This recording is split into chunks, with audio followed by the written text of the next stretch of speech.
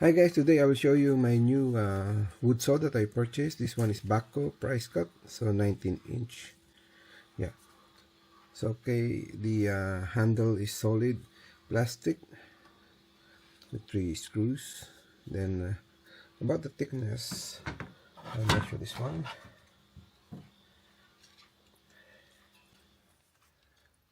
Thickness is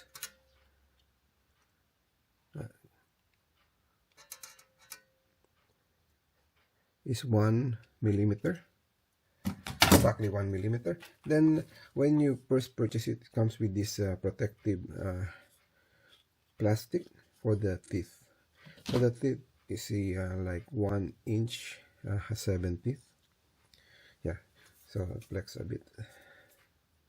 So I will use this one on my next project. So looks really nice. Okay, thank you for watching.